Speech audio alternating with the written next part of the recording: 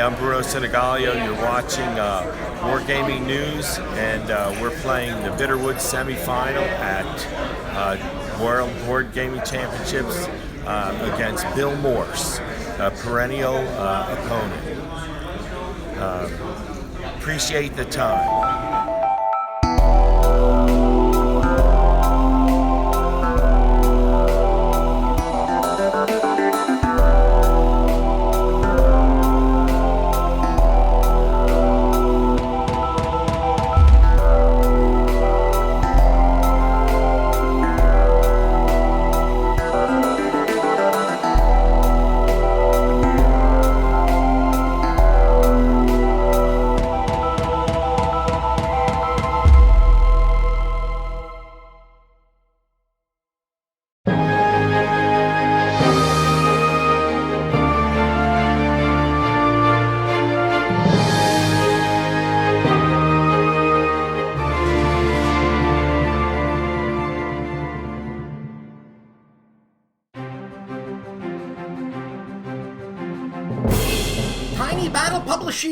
And Rifles in the Peninsula.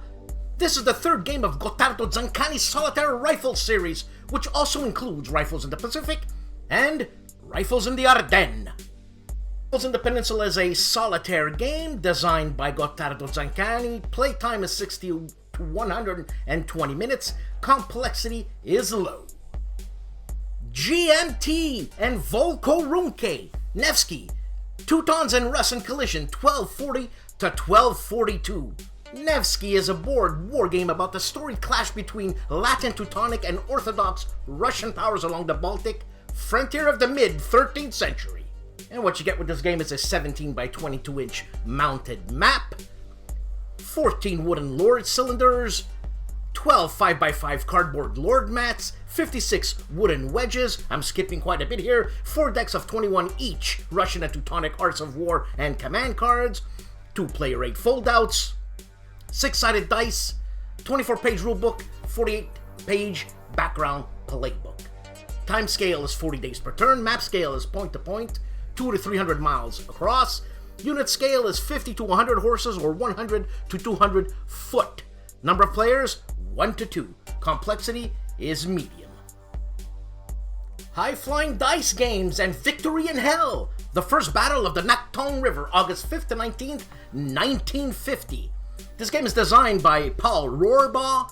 What you get with this game is 1 11 by 17 inch map, 80 double-sided counters, 1 player aid, 1 rules book. A game for gamers, made by gamers, by Flying Pig Games.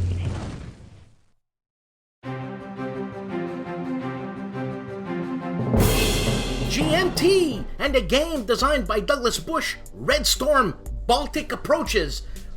Baltic Approaches is the first expansion for GMT's Red Storm game of operational level air combat between NATO and the Warsaw Pact. What you get with this game is 2 maps, 34 by 22 inches, a rule scenario appendices booklet, a counter sheet, player aids, and a naval log unit. Complexity is high, solitaire suitability is medium-high. Seas of Thunder, a game designed by Jeff Horger, Charles Mayer, and Neil Chabulski. In Seas of Thunder, players will experience the tension of too much sea to cover with too few ships. What you get with this game is 1 mounted map, 1,200 combat ship counters, 132 convoy counters, 14 port cards, combat sequence cards, plus sundry dice, rules, scenario details, the usual. Complexity is medium-low, solitaire suitability is medium-high. HEXES and Great War Commander, the expansion British Expeditionary Forces. And what you get with this game are 10 maps, 128 counters, 90 cards, 4 player aids, a rule book, and a playbook.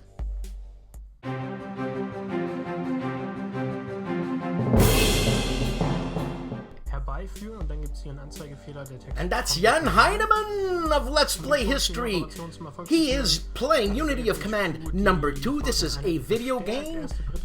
Operation Shingle number 13. ID Jester continues his playthrough of Warfighter World War II, but this is a new mission. American Quick Look versus German Defenders, June 7th, 1944. This is a game designed by Dan Fersen, published by DVG. Mo of Mo's Game Table is unboxing Yuri's Wolves from Battlefront. This is a Flames of War game.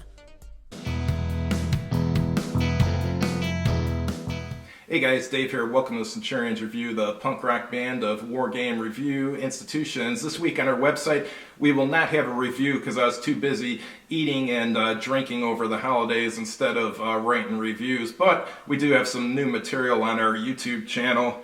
The first game we're doing a first look at on our YouTube channel is the Campaigns of Montrose from Decision Games. It's basically about the string of victories the Marquis of Montrose had over the Scottish during the First English Civil War. It uses a modified version of the Hand of Destiny rules, but what I think is really interesting about this game is that the map has a ton of spaces on it. It's not one of these point-to-point maps where you have like only 15 or 20 spaces you can go to. There's a lot of them, so it looks like you can actually have a lot of strategy when you're doing movement, so I really look forward to trying this and reviewing it in the future. The next game we're doing a first look at is one probably, I'm pretty sure none of you have ever seen. It's The Gallant Few from Leonard Kroll. Essentially, it's a homemade game. I think he created 30 copies of this and sold like 24 of them at Gen Con, so there are a few floating around out there. But he had a game called Jet Ace, and Jet Ace is a very detailed air combat game that covered all jet combat from like, I think, the end of World War II to the modern day era.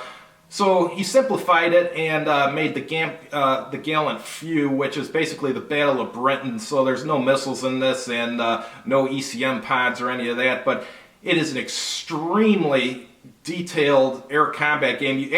I haven't played this one, but I've looked through the rules of this. Very detailed, just like Jet Ace, not quite as detailed.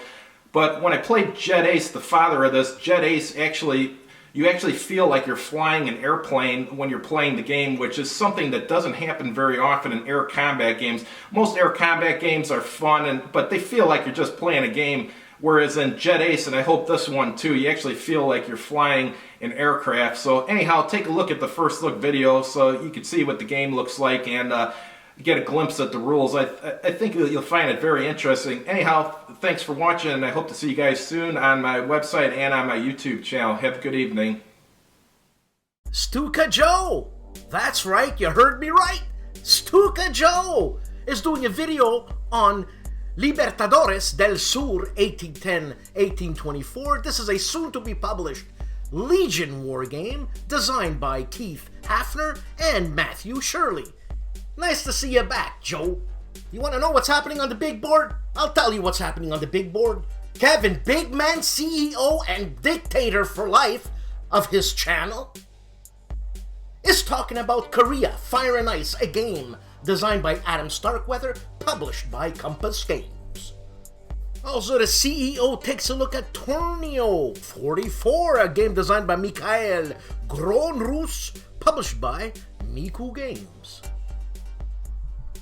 Lock and Load Publishing, Episode 7, Vessels. This is where David explains, with a few people on the panel, what's happening with his Kickstarter order and stuff, you know, explanations. And this is a special little I love you for the OG, Devin Heinle.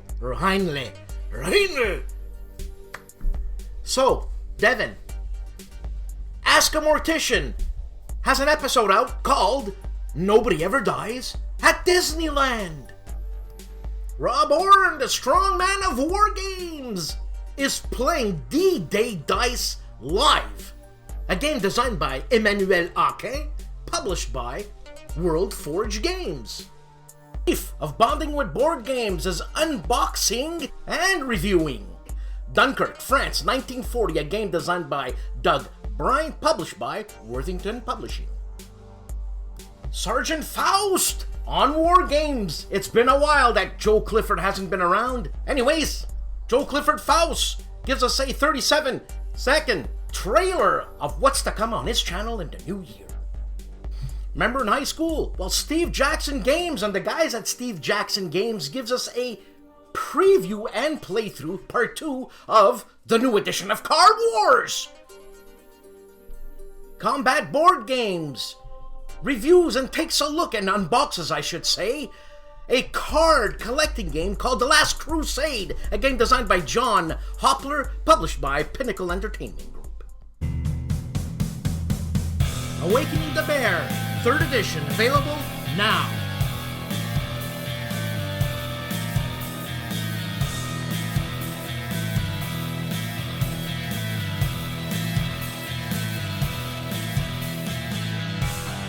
Storms of Steel, 3rd edition, available now.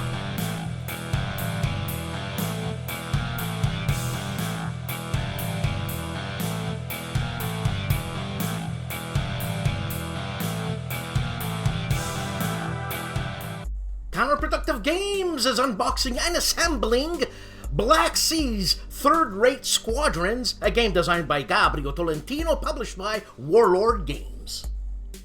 Devin, the OG, the original Grognard, people love him and they're making things for him. Someone made a dice tower of the original Grognard and embossed it. What do I get? Major Tom Solo was continuing, or actually I should say starting, a new playthrough of Warfighter PMC, Private Military Contract, I'm assuming, Month 1, Part 1. A game designed by Dan Verson, published by Dan Verson. Rough Swordsman's Wargamer is continuing his playthrough of the Battles of the American Revolution Tri-Pack from GMT, Utah Springs, Part 5. Rough Swordsman also has a Open the Box, an unboxing of Avalanche Press's Eastern Front. This is Invasion 1944, The Americans in Normandy. This is an introductory game to Panzer Grenadier. And also Rough Swordsman has a new to solo wargaming segment. He's doing Castle Itter by DVG, a game published by, obviously DVG, I just said it, but designed by David the Man Thompson. Todd of the Itinerant Hobbyist is an adult building a 15mm building for World War II stuff. Kyle Seeley is giving us a recap of Death Valley Battles for the Shenandoah, a GMT game. Series designer is Richard Berg. The Battle of Newmarket. The man famously known as Calandale, Enrico Viglino, is back after a month playthrough of the game Vietnam 1965 to 1973. He's in the spring of 68, the Tet Offensive. The Wargamer is continuing his instructional playthrough of the Atlantic Wall D-Day to Falaise, the Airborne Module, Segment 8, Second Allied Combat. And Wargamer has another segment, Segment 10, the German Movement. And the Wargamer is also continuing his magnum opus, number 2, Hurricane, Hell's Forest game, Scenario 1, the 7th of November, 1944, the morning game turn. Counterattack is continuing his playthrough of Waterloo, Napoleon's Last Battle, Turn 3.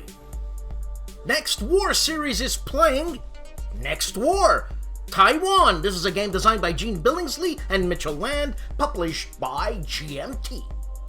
The Gimpy Gamer is continuing his Hellboy playthrough or review through parts 2, 3, and 4, and also has a couple of boot camps from Space Infantry, skill checks, and enemy units. Wayne Hansen is playing a tutorial and a mini review of World War Z USA, designed by David Kershaw and published by White Dog Games. Alexander of the Player's Aid is unboxing Stalingrad 42. This is a game published by GMT, designed by Mark Simonich. Beyond Solitaire is playing Thunderbolt Apache Leader, How to Solo, Parts 1, 2, and 3, a game published by DVG.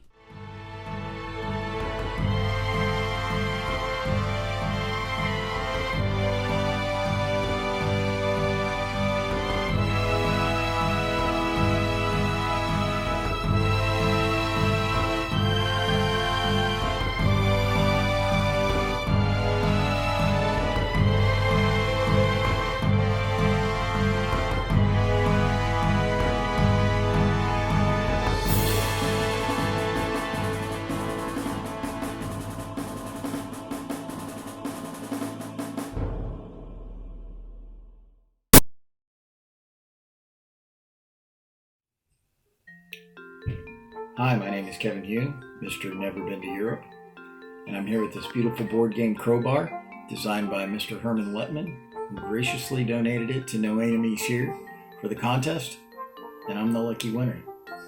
Thank you very much.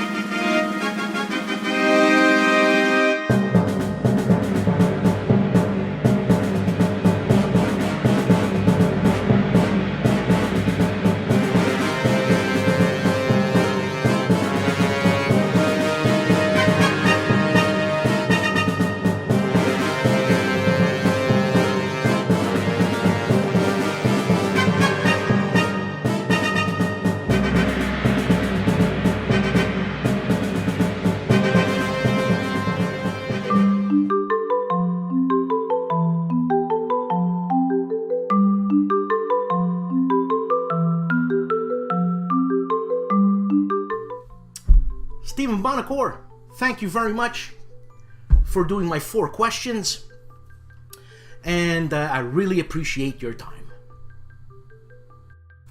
Okay, question number 1. Stephen, you are a president of Stronghold Games, right? Big, successful guy, you know, good for you, obviously. But it's more Euro games. So, like, what are you doing on my channel? This is a wargaming channel. What are you doing?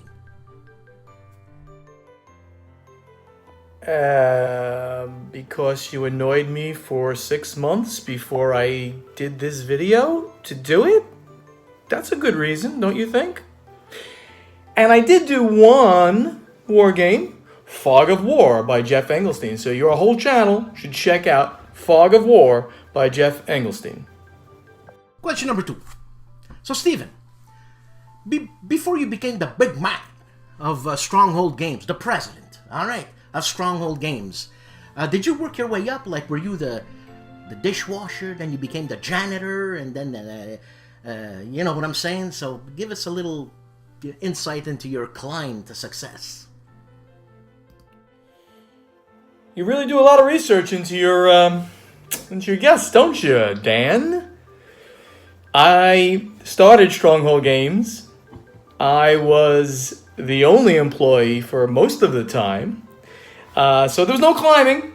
I started it, became the president of the company very quickly, and I've been the owner since the merger between Stronghold Games and Indie Boards and Cards in August of 2018. And now with Travis Worthington, who's the CEO of the group, I continue to be the president of Stronghold Games, and I manage the Stronghold Games brand. And Travis manages the Indie Boards and Cards brand, and we're killing it. The company's doing phenomenally well, and Terraforming Mars, of course, being the biggest thing in our catalog. The Resistance and Avalon is the biggest games, and Coup are the biggest games in the Indie Boards and Cards catalog. And the company is now one of the largest companies in North America for hobby board games. And we are going to continue to grow. Having the extra leverage with Indie Boards and Cards merged with us gives the ability to bring in new people, to have specialized roles, have a marketing role, have a convention manager role, so that I don't have to do everything as I had to do for about 8 years before we did this. 3. Does Stronghold Games plan on doing any war games? As I just mentioned, Fog of War by Stronghold Games is a war game, and I think you could argue that both Stronghold Undead and Stronghold 2nd Edition, which we did a few years ago, are war games as well, castle defense games. Those are 2-player games. War games, at least WORO, with a lot of Euro mechanics involved as well. So that's where we stand with war games. It's a very niche market. It's very hard to really be deeply involved if you're not already a serious war game company, a la GMT. Of course, they own that space. Academy Games Uwe Eckhart, great guy. He's part of that on some level as well. And there's, a slew of very small companies in that space as well. So the shorter answer is we're not going to really continue much in the space. We've dabbled a little bit. That's where we are. If a great war game that kind of crosses over with Euro mechanics comes out that we can find, bring in-house, or that we can license from overseas, then we'll get back and do some more.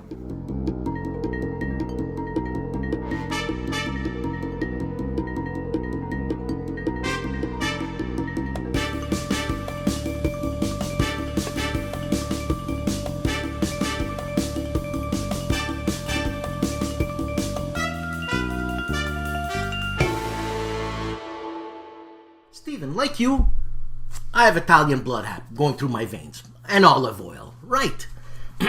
Firstly, can I call you, Way, Paisa? Can I call you that? Or can I call you, Way, Fratu? Whatever. Let me know. All right. So what I want to know is, what part of Italy does your blood come from? Your ancestors, your mother, your grandfather. I don't know what generation you are Italian. Me, I'm first generation Canadian. You know what I'm saying? So I know exactly what's going on. And you? So great question. I'm 2.5 generations American already, so not as fully Italian as you are, Dan. But my family, all of them have come from southern Italy. My father's father was born in Positano on the Amalfi Coast, one of the most gorgeous cities you can ever visit in Italy. And on my mother's side, they're also from like the south of Naples. I did a 23andMe, ancestry thing, a DNA testing thing, because I just wanted to, ensure that was really the case, and they also did all that health stuff that you get as well. I found it fascinating, and I 100% have now guaranteed that I am all Italian. That always shows you a little bit of like a 0.1% Native American and 0.2% from Northern Africa and all this kind of stuff. But it's literally like 90% Italian, or the other category is broadly Southern European, because they can't exactly get it. So essentially 90% blood from Italy. And I highly recommend, if you want to make sure you really are Italian, or just because it's so interesting and you get all this great health information as well, to do the 23andMe or Ancestry DNA, whichever one you use. I found it fascinating to read all those reports. Question number 4 or 5. I don't remember.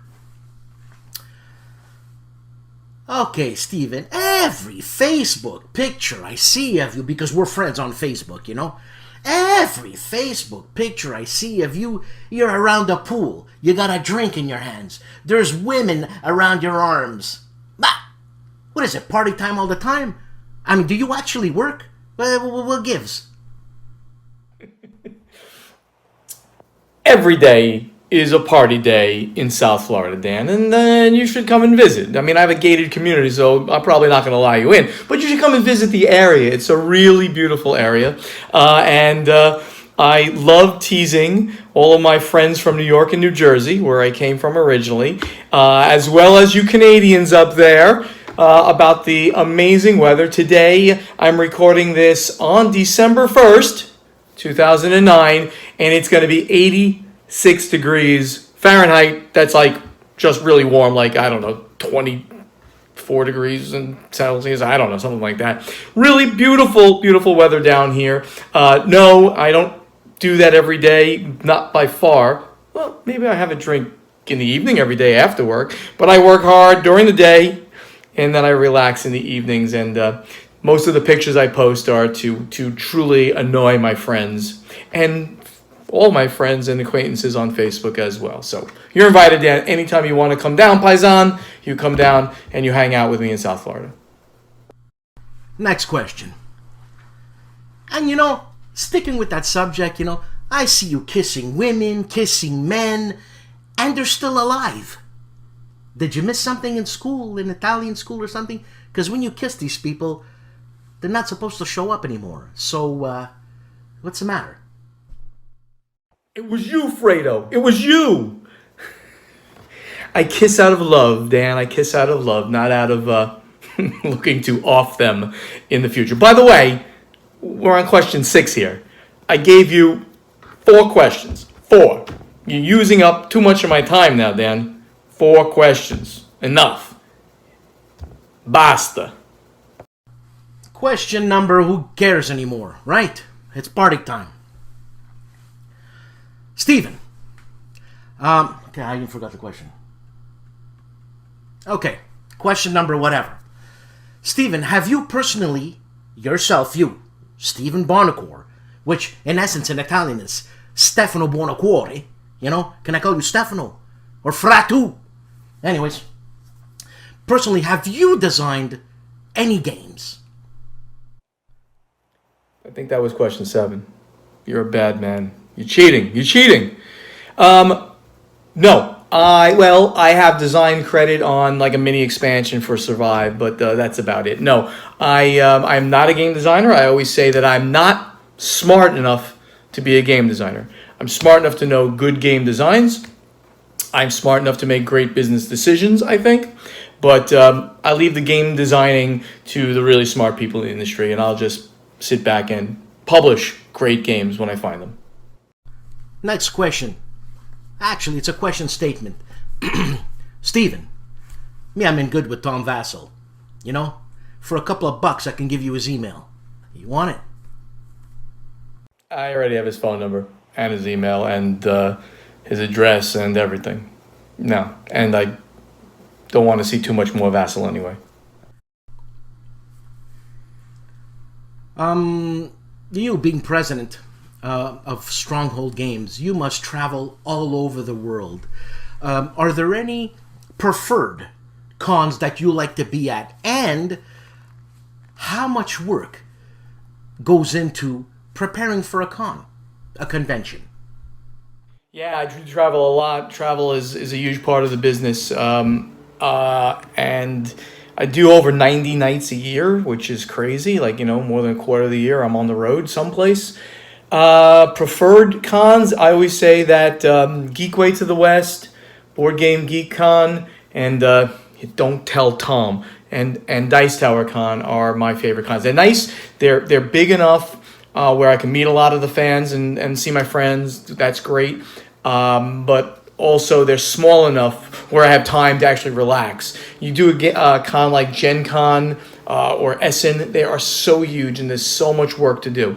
There's a lot that goes into prepare for a convention. Fortunately, with the exception of Essen right now, I don't have to do a lot of convention preparation other than scheduling my meetings.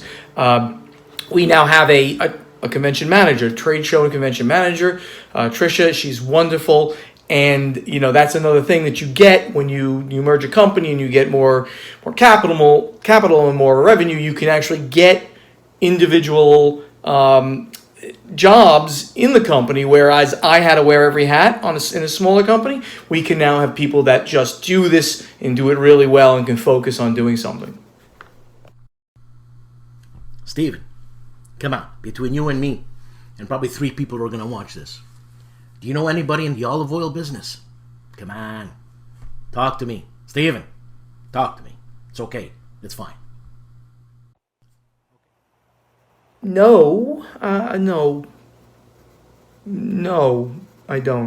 No olive oil. Sorry. Okay, last one before we get to the special section. Steven, I've been in touch with you via Facebook, email, or messenger, whatever they call it. And I said, hey, Steven, like I said, I'm good with Tom Vassell. And I get, 8,000 views a week type thing doing the Wargame segment.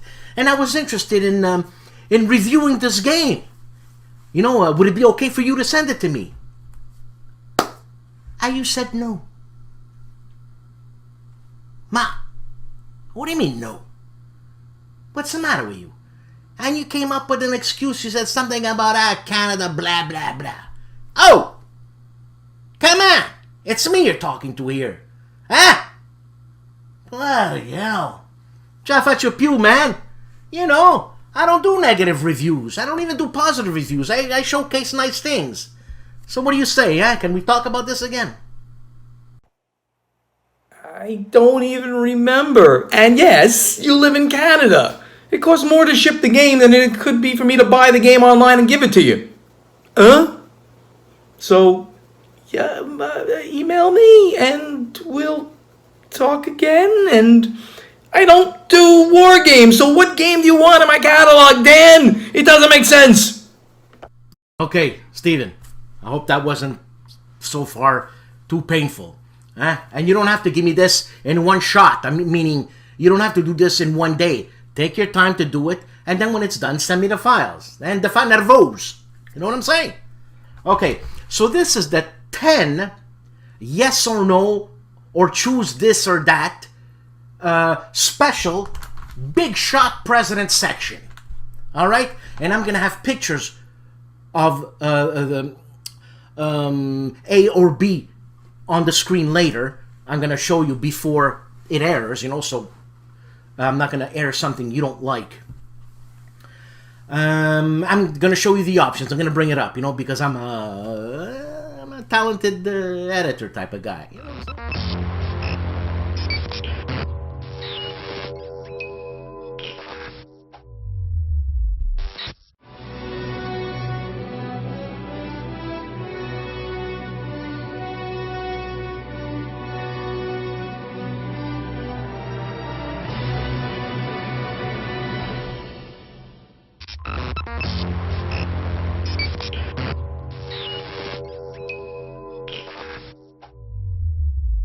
Okay, so number one, special question. Not question. What do they call that? A or B, whatever, 50-50. You're going to understand. Okay, Stephen. Sophia Loren or Monica Bellucci? All women are beautiful, Dan. I refuse to judge.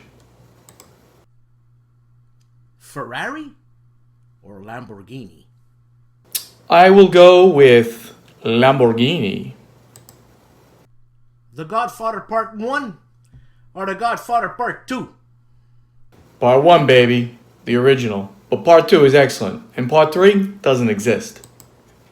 Clint Eastwood or Joe Pesci?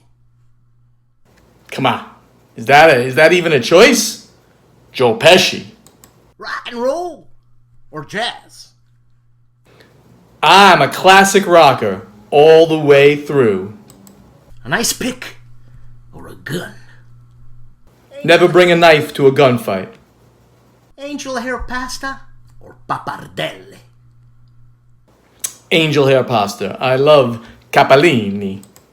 Mario Batali or Giada De Laurentiis? Batali. I love to eat.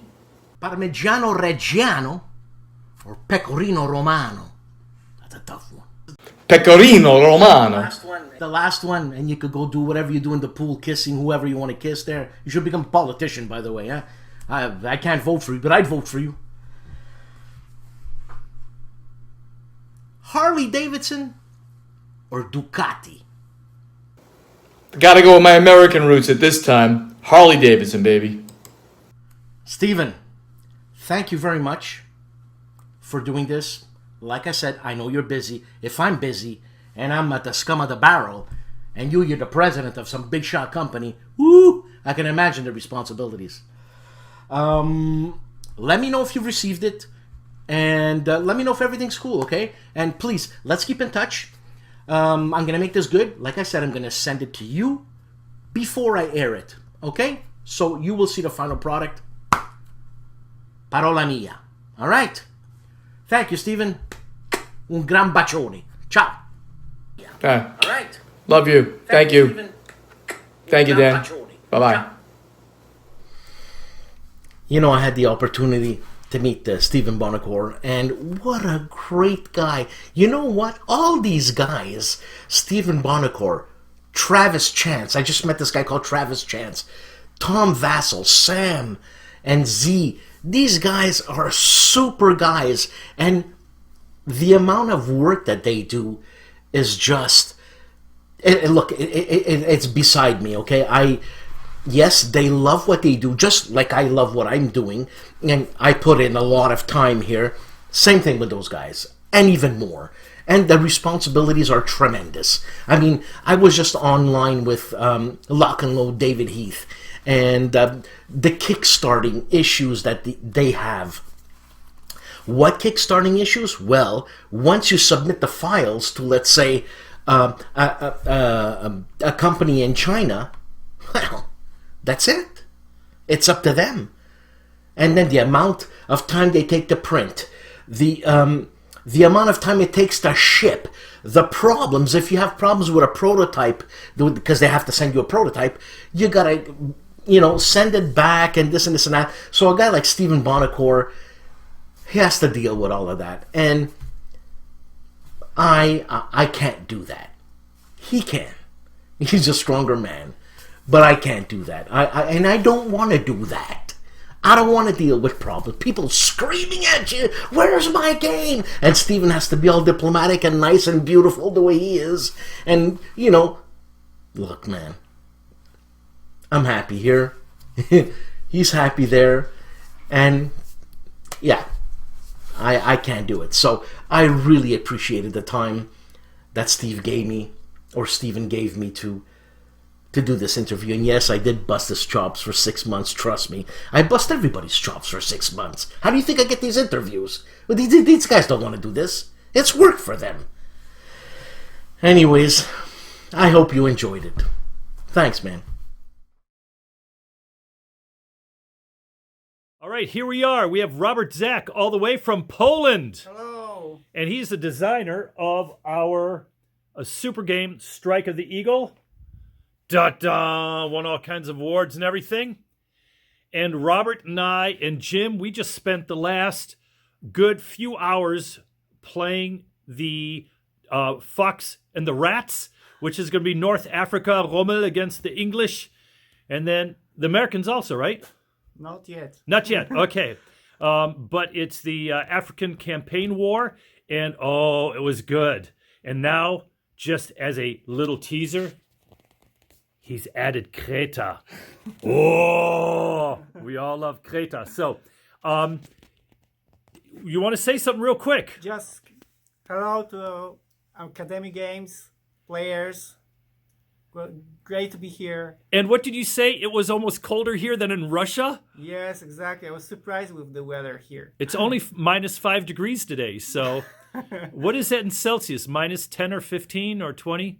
It's a few Celsius. It's down there. So anyway, well, just wanted to say, hey, Robert is one of our great designers, and giving a shout out also to No Enemies Here.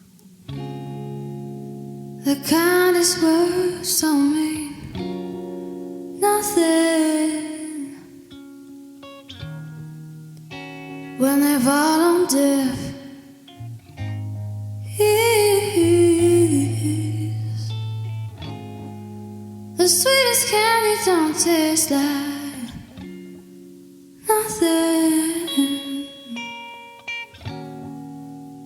when all you got is fear.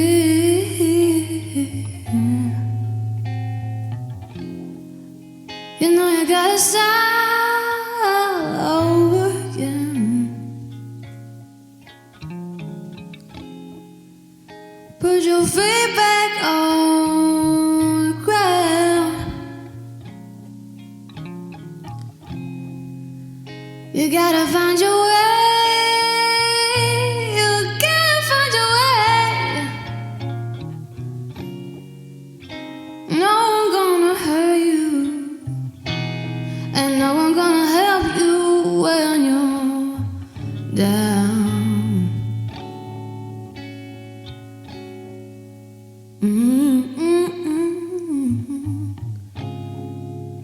Your broken heart ain't going nowhere.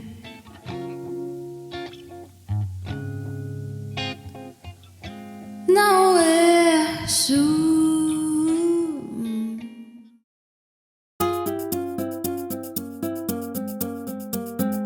Prostate cancer.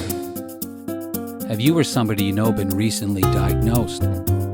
Overwhelmed? Embarrassed?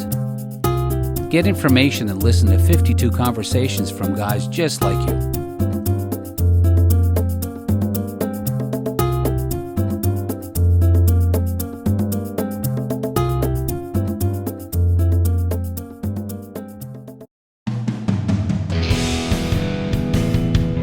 From Madrid, Spain, Draco Ideas, 2GM Pacific World War II game is back.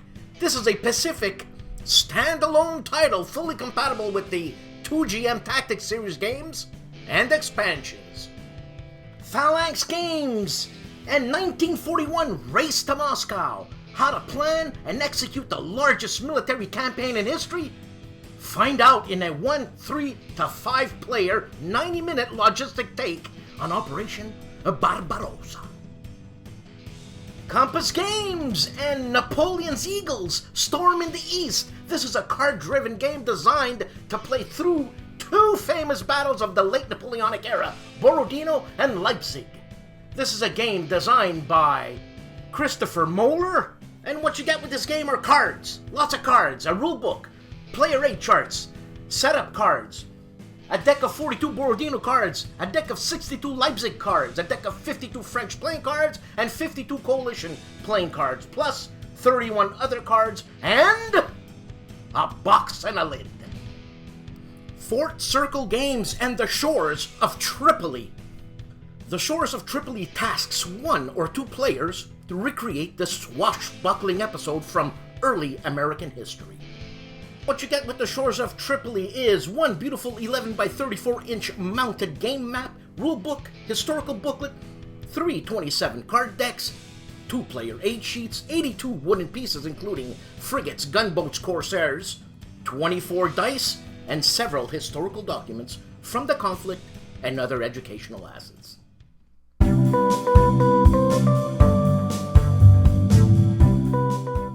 The Mary and Tom Show, episode 91 and 92, but I shall describe 91.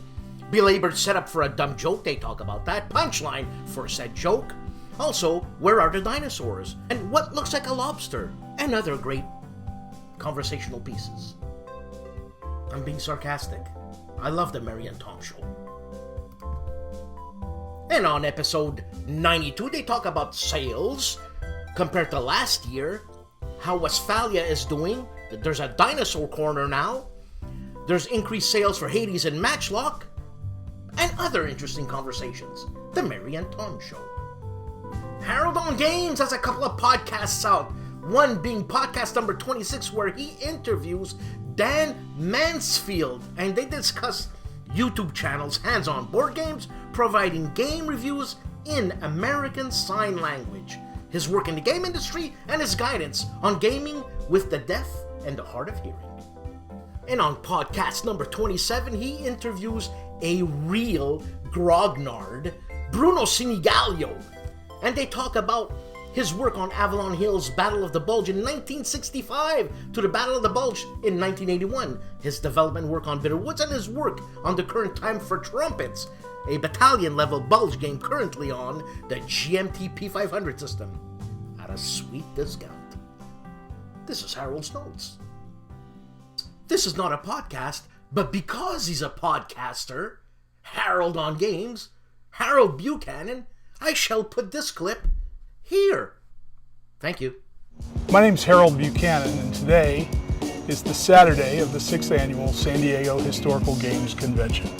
The San Diego Historical Games Convention pulls 150 people from around the country, actually around the world, to play games.